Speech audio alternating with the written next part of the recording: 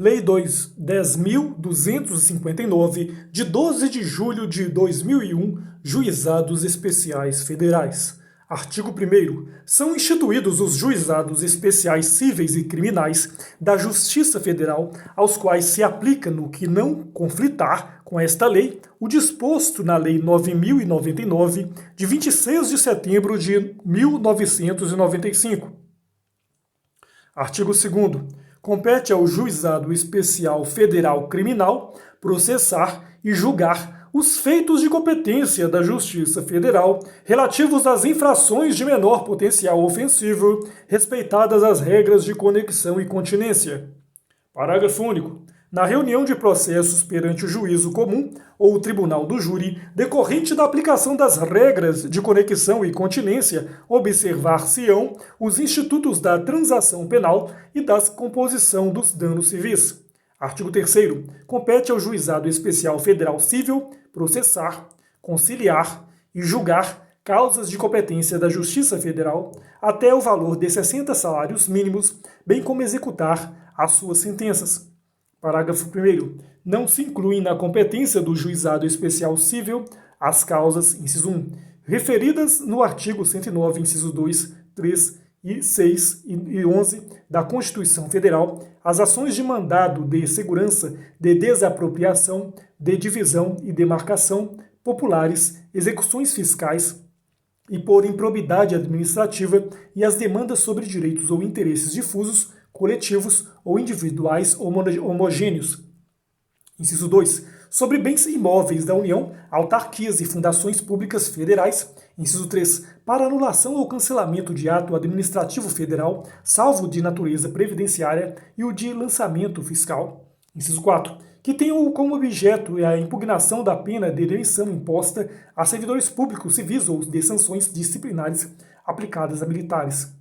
Parágrafo 2º. Quando a pretensão versar sobre obrigações vincendas para fins de competência do juizado especial, a soma de 12 parcelas não poderá exceder o valor referido no artigo 3º caput. Parágrafo 3º. No foro onde estiver instalada a vara do juizado especial, a sua competência é absoluta. Artigo 4º. O juiz poderá, de ofício a requerimento das partes, deferir medidas cautelares no curso do processo para evitar dano de difícil reparação. Artigo 5º. Exceto nos casos do artigo 4º, somente será admitido o recurso de sentença definitiva. Artigo 6º. Podem ser partes no Juizado Especial Federal Civil, inciso 1, como autores as pessoas físicas e as microempresas e empresas de pequeno porte, assim definidas na Lei 9.317, de 5 de dezembro de 1996. Inciso 2. Como réis, a União, autarquias, fundações e empresas públicas federais. Artigo 7º. As citações e intimações da União serão feitas na forma prevista no artigo 35 e 38 da Lei Complementar nº 73, de 10 de fevereiro de 1993. Parágrafo único. A citação das autarquias, fundações e empresas públicas será feita na pessoa do representante máximo da entidade, no local onde proposta a causa, quando ali instalado seu escritório ou representação, senão na sede da entidade. Artigo 8º. As partes serão intimadas da sentença quando não proferida esta na audiência em que estiver presente o seu representante, por ARMP, aviso de recebimento em mão própria. Parágrafo 1º. As demais intimações das partes serão feitas na pessoa dos advogados ou dos procuradores que oficiem nos respectivos autos, pessoalmente ou por via postal. Parágrafo 2º. Os tribunais poderão organizar serviço de intimação das partes e de recepção de petições por meio eletrônico. Artigo 9º. Não caberá prazo diferenciado para a prática de qualquer ato processual pelas pessoas jurídicas de direito público, inclusive a interposição dos recursos devendo a criação para audiência de conciliação ser efetuada com antecedência mínima de 30 dias. Artigo 10. As partes poderão designar por escrito representantes para a causa advogada ou não. Parágrafo único. Os representantes judiciais da União, autarquias, fundações e empresas públicas federais, bem como os indicados na forma do caput, ficam autorizados a conciliar, transigir ou desistir dos processos de competência dos juizados especiais federais. Artigo 11. A entidade pública ré deverá fornecer ao juizado a documentação de que disponha para o esclarecimento da causa, apresentando-a até a instalação da audiência de conciliação. Parágrafo único. Para a audiência de composição dos danos resultantes de ilícito criminal, artigos 71, 72 e 74 da Lei 9.099, de 26 de setembro de 1995, o representante da entidade que comparecer terá poderes para acordar, desistir ou transigir na forma do artigo 10. Artigo 12. Para efetuar o exame técnico necessário à conciliação ou ao julgamento da causa, o juiz nomeará pessoa habilitada que apresentará o laudo até 5 dias antes da audiência, independentemente de intimação das partes. Parágrafo 1º. Os honorários do técnico serão antecipados à conta de verba orçamentária do respectivo tribunal e, quando vencida na causa da entidade pública, seu valor será incluído na ordem de pagamento a ser feita em favor do tribunal. Parágrafo 2º. Nas ações previdenciárias e relativas à assistência social, havendo designação de exame, serão as partes intimadas para em 10 dias apresentar quesitos e indicar assistentes. Artigo 13. Nas causas de que trata esta lei não haverá reexame necessário. Artigo 14. Caberá pedido de uniformização de interpretação de lei federal quando houver divergência entre decisões sobre questões de direito material proferidas por turmas recursais na interpretação da lei. Parágrafo 1º. O pedido fundado em divergência entre turmas da mesma região será julgado em reunião conjunta das turmas em conflito, sob presidência do juiz coordenador. Parágrafo 2º. O pedido fundado em divergência entre decisões de turmas de diferentes regiões ou da proferida em contrariedade à súmula ou jurisprudência dominante do STJ será julgado por turma de uniformização integrada por juízes de turmas recursais sob a presidência do coordenador da Justiça Federal. Parágrafo 3º. A reunião de juízes domiciliados em cidades diversas será feita pela via eletrônica. Parágrafo 4º. Quando a orientação acolhida pela turma de uniformização em questões de direito material contrariar súmula ou jurisprudência dominante no Superior Tribunal de Justiça, STJ, a parte interessada poderá provocar a manifestação deste e que diriminar a divergência.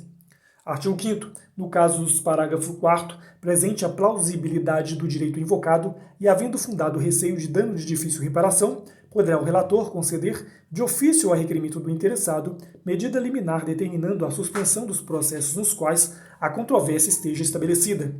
Parágrafo 6º. Eventuais pedidos de uniformização idênticos recebidos subsequentemente em quaisquer turmas recursais ficarão retidos nos autos, aguardando-se pronunciamento do Superior Tribunal de Justiça. Parágrafo 7º. Se necessário, o relator pedirá informações ao presidente da turma recursal ou coordenador da turma de uniformização e ouvirá o Ministério Público no prazo de 5 dias. Eventuais interessados, ainda que não sejam partes no processo, poderão se manifestar no prazo de 30 dias. Parágrafo 8º. Decorridos os prazos referidos no parágrafo 7º, o relator incluirá o pedido em pauta na sessão, com preferência sobre todos os demais feitos, ressalvados os processos com réus presos, os habeas corpus e os mandados de segurança. Parágrafo 9º. Publicado o acórdão respectivo, os pedidos retidos referidos no parágrafo 6º serão apreciados pelas turmas recursais, que poderão exercer o juízo de retratação ou declará-los prejudicados se veicularem tese não acolhida pelo Superior Tribunal de Justiça. Parágrafo 10. Os tribunais regionais e o Superior Tribunal de Justiça e o Supremo Tribunal Federal, no âmbito de suas competências, expedirão normas regulamentando a composição dos órgãos e os procedimentos a serem adotados para o processamento e julgamento do pedido de uniformização e do recurso extraordinário. Artigo 15. O recurso extraordinário, para os efeitos dessa lei, será processado e julgado segundo o estabelecido nos parágrafos 4º e 9º do artigo 14, além da observância das normas do regimento. Artigo 16. O cumprimento do acordo ou da sentença com trânsito em julgado que imponham obrigação de fazer, não fazer ou entrega de coisa certa, será efetuado mediante ofício do juiz à autoridade citada para a causa, com cópia da sentença ou do acordo. Artigo 17.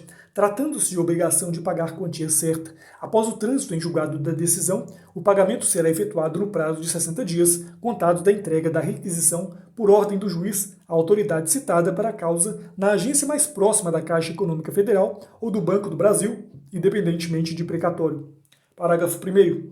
para os efeitos do parágrafo 3º do artigo 100 da Constituição Federal, as obrigações ali definidas com um pequeno valor a serem pagas, independentemente de precatório, terão como limite o mesmo valor estabelecido nessa lei para a competência do Juizado Especial Federal Civil.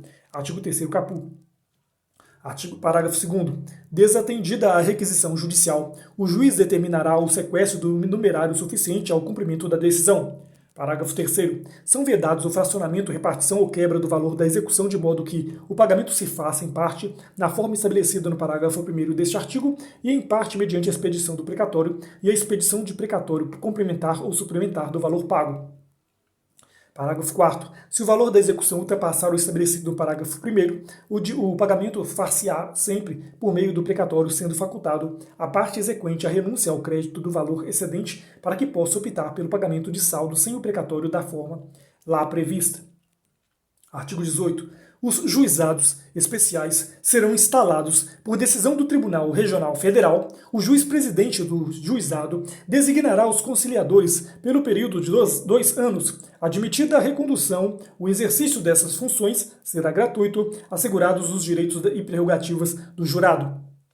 Artigo 437 do Código de Processo Penal. Parágrafo único. Serão instalados juizados especiais adjuntos nas localidades cujo movimento forense não justifique a existência do juizado especial, cabendo ao tribunal designar a vara onde funcionará.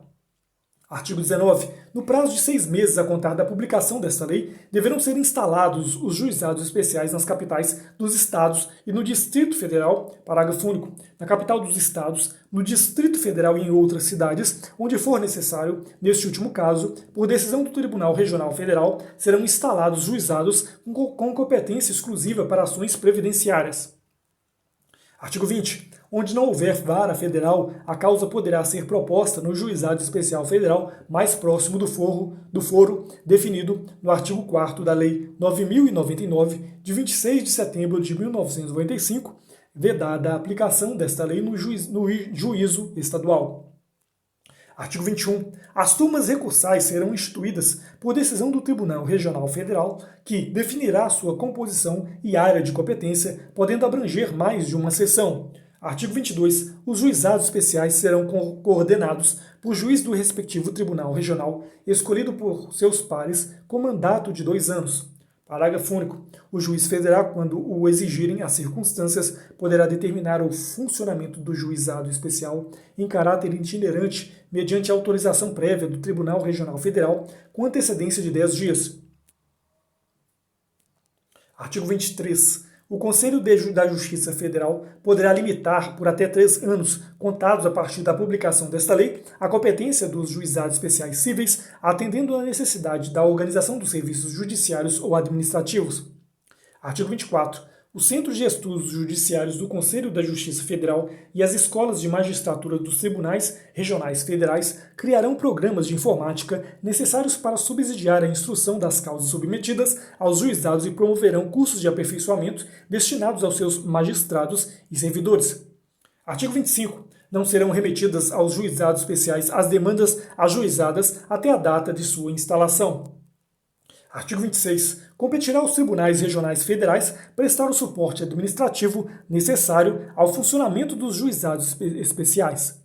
Artigo 27. Esta lei entra em vigor 6 meses após a data de sua publicação.